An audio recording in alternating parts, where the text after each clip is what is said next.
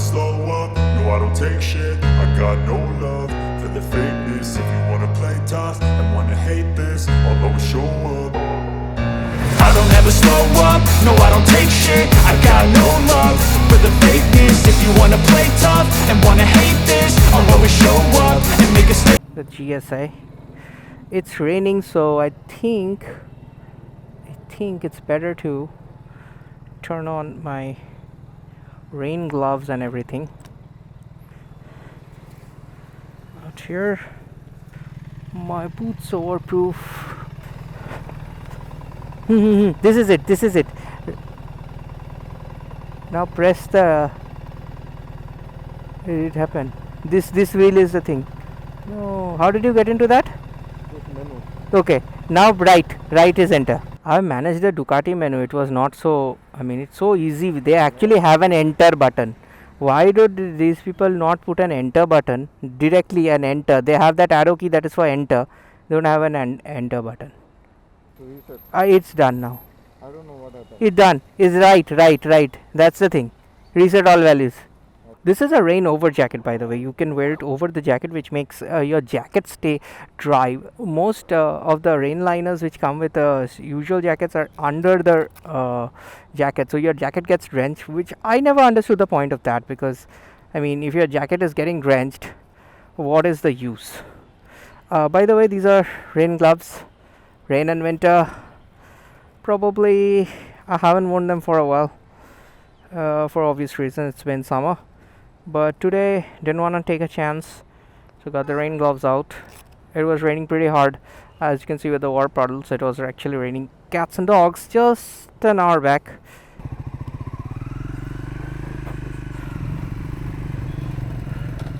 That's the GS Adventure. So the menu on that is not at all user intuitive. They've not put a simple enter button. There's a lot of buttons, but not a single just enter. Select and enter. I've used the multi-strada one quite a bit, and that's so easy to figure out. I've been you can just stop your ride for 5 minutes. You can adjust your suspension and everything. The BMW one will take a lot of getting used to, or you need to actually, when you're not riding, you need to take your time to study the menu and everything. With the multi-strada, with the multi-strada, on the very first day I could go through all the settings and everything, but here at least, just setting that trip meter to 0 was such a task. 1300 GS A for Adventure is a 270 kg motorcycle with road tires. Don't think of it as a motorcycle you're gonna do off-road with. It's 27 lakhs. It's got hard panniers. You drop it, you break the pannier. So I think the biggest thing about this motorcycle is it's gonna be an amazing highway cruiser motorcycle. And to be honest, motorcycles like these are often an overkill in a lot of departments. They go absolutely overboard with the electronics. I've been always a fan of electronics and the technology moving forward, but I think we kind of peaked at around late 2020s, and beyond that they just now went so much overboard that this bike, even if you have to refuel, you have to turn off the motorcycle, wait for 15 seconds, and then pull the refilling key. It goes up. Obviously it's that proximity key thing, keyless entry and all that. You just need to keep the key in your pocket and your motorcycle gets activated. It's got central locking, so handle locks happens, and also when you central lock the bike, the top box, it cannot be opened even with the key while the motorcycle is in handle lock or central lock on position. The panniers, however, can be accessed. So if you need to access the top box, you can turn off the bike but just not handle lock it. Then you can easily access the bike with the key. The box with the key, the top box. But the left pannier has a charging point, so that's good if you want to charge your extra electronic devices like your action cameras and such. There is a navigator system as well which has already installed. It's right above his screen, where generally he can put in the maps. So already you have a huge screen right down there, but then you have another screen for the maps and everything. So heated grips obviously standard. Rider is spoiled for choices, and the windshield is actually electronically adjustable, which again I find to be an overkill. With the Ducati you had this one push button system which you can push it up and down, makes it quite easier, and that kind of reduces costs as well for certain things.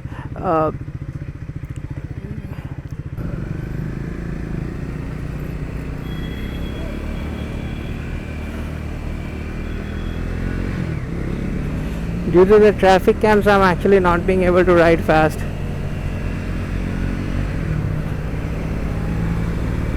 The kids are here.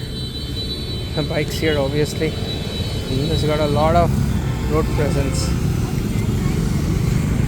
Just do a walk around. 360. The bike. I mean, you can see how big it is. How big this motorcycle looks. Just this huge bike. I tried to get it off the side stand straight. It leans a little bit. I mean, you can see how much it leans. It's so heavy that I could not get it up. No, it's actually So this is inclined. This is the first bike that I've ever seen. I've done 1300cc cruisers, the Indian motorcycle and everything. I've never had a problem getting a motorcycle off its side stand. So I guess that's first time for everything. It's 270 kgs, way beyond my capabilities. So we're actually waiting for our friend who's right across there. Is coming. So that's him driving on the Speed 400. You look cool, man, with all this combination. So it's got a booming exhaust note.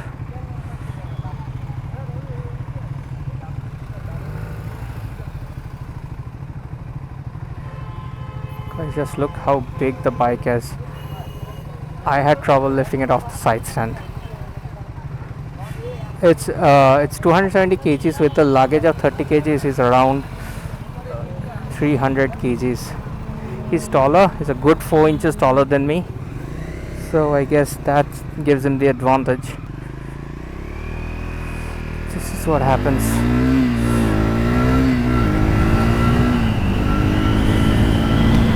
We're heading towards Kolaghat right now, and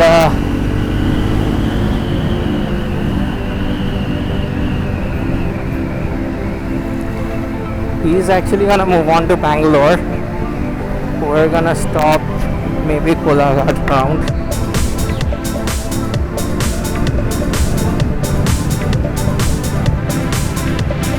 We'll let him lead so that we can get both the bikes in the footage.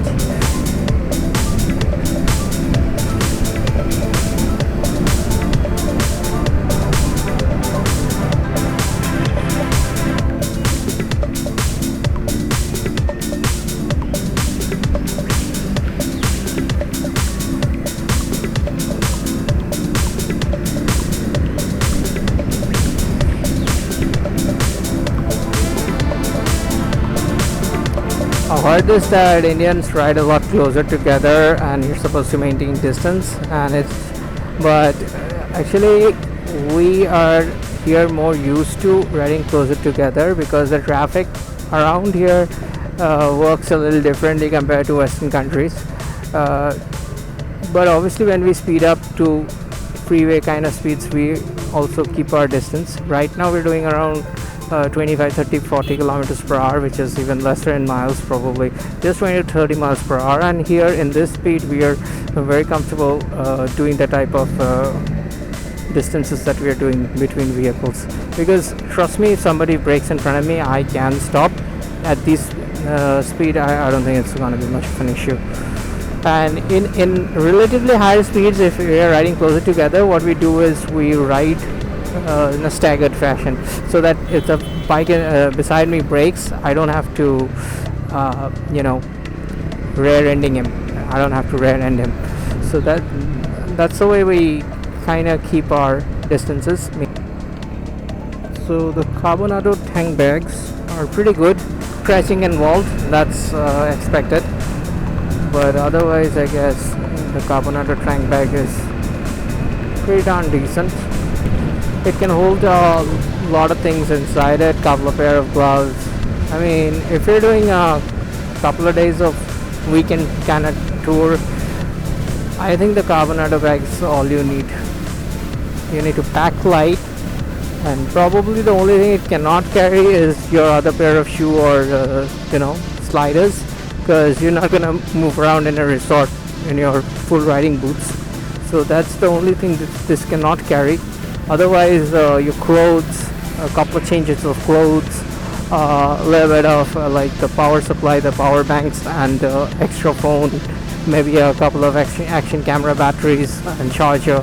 All of that stuff easily goes into the Carbonado tank bag. So I mean, having just a tank bag is it's so liberating. You don't have a top box, you don't have side panniers, saddle bags, no mounting time. You just put that tank bag, it's magnetic, so it's just a couple of minutes and you're on your way to, I mean, less than a minute actually. You just stick it and go.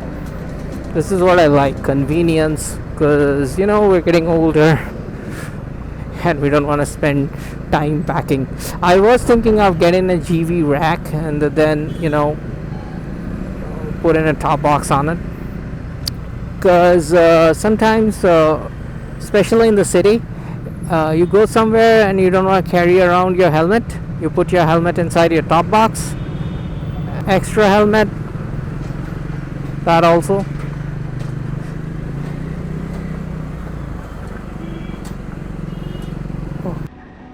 Freedom is a word we often toss around casually, but you've ever been on a motorcycle on an open road with the wind cutting past your helmet, you know what freedom feels like.